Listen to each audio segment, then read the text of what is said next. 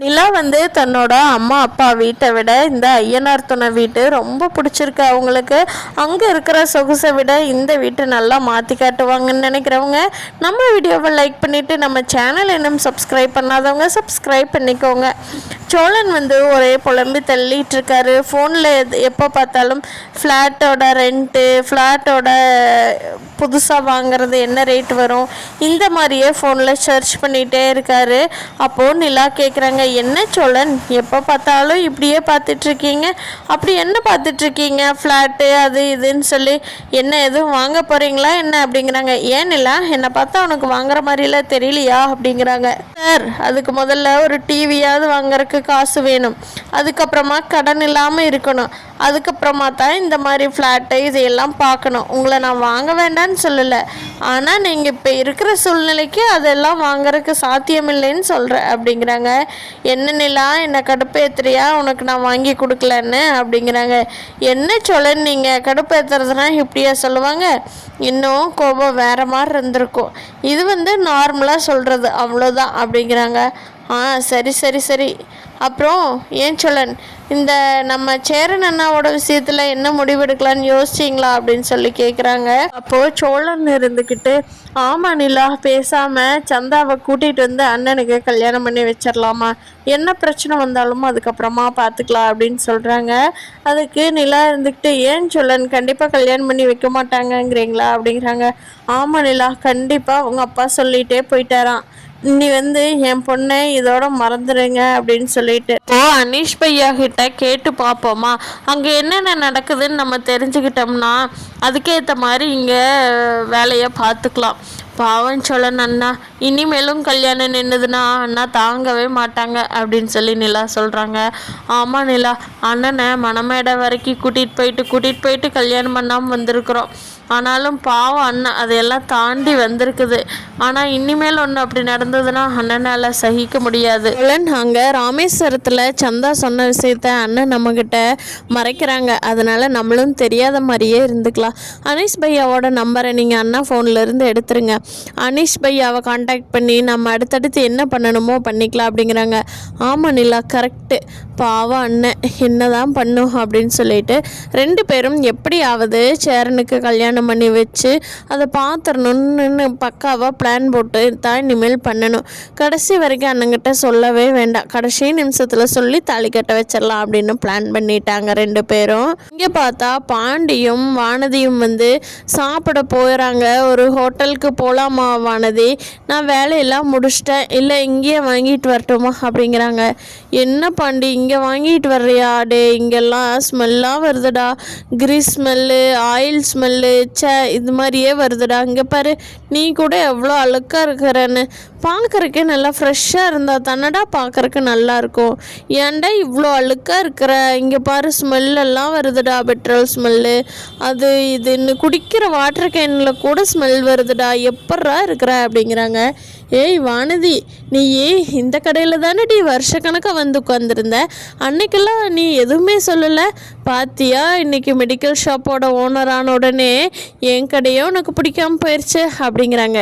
டே அப்படியெல்லாம் இல்லைடா, ஆனாலும் எனக்கு அப்போல்லாம் தோணலை பாண்டி, இப்போ தாண்டா இதெல்லாம் ஸ்மெல் வர்ற மாதிரியே ஒரு ஃபீல் ஆகுது அப்படிங்கிறாங்க.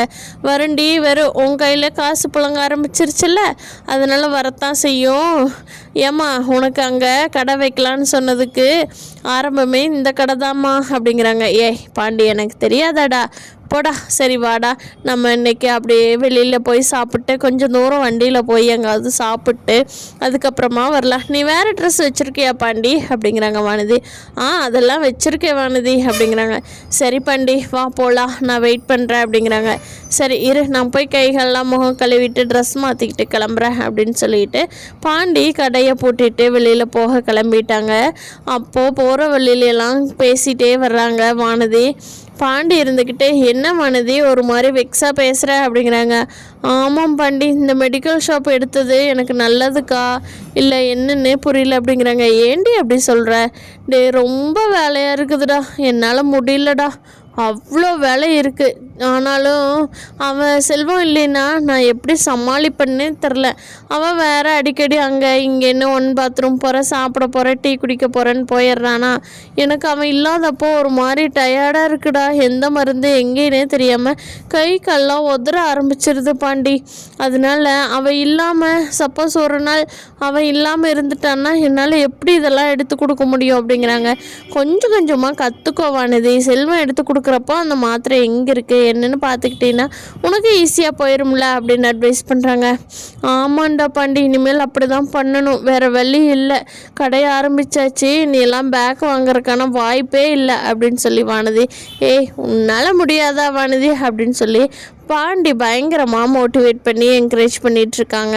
நாள் காலேஜுக்கு போன பல்லவன் அங்கே நான் டிஎன்பிஎஸ்சி எக்ஸாம்லாம் ப்ரிப்பேர் பண்ணணும்டா, அதுக்கு எங்கே கோச்சிங் சென்டர் நல்லாயிருக்கும், என்னென்ன புக்ஸ் எல்லாம் வாங்கி படிக்கலாம் அப்படின்னு சொல்லி பல்லவன் அவங்க ஃப்ரெண்ட்ஸ் எல்லாம் பார்த்து கேட்குறேன். என்னடா டிகிரி முடிக்காததுக்கு முன்னாடியே டிஎன்பிஎஸ்சி அது இதுன்னு சொல்லிகிட்ருக்குறேன் அப்படின்னு சொல்லி பல்லவனை பார்த்து அவங்கெல்லாம் சிரிச்சுக்கிட்டே கேட்குறாங்க.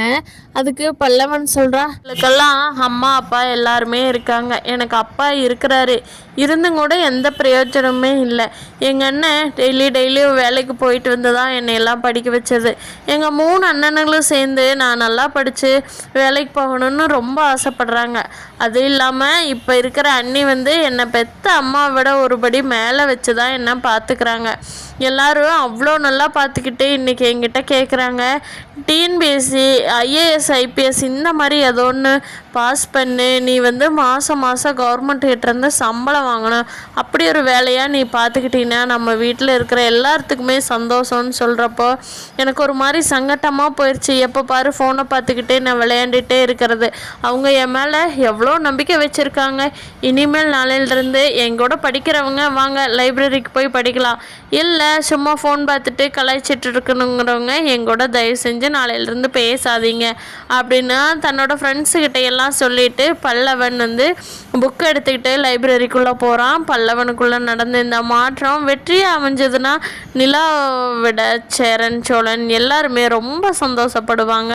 ரேசன் அங்கே நார்த் இந்தியாவில் இருக்கிற ஃப்ரெண்ட்ஸையெல்லாம் கூப்பிட்டு ஒரு வழியாக சேரனுக்கும் சந்தாவுக்கும் கல்யாணம் பண்ணி வச்சுட்டாருன்னா அவங்க அம்மா அப்பா சம்மதத்தோட இந்த எபிசோட் சூப்பராக இருக்கும். அதுக்கப்புறமா கார்த்திகாவோட நிலைமை என்ன ஆக போகுது அப்படிங்கிறத இனி வரப்போகிற நாட்களில் தெரிஞ்சுக்கலாம்.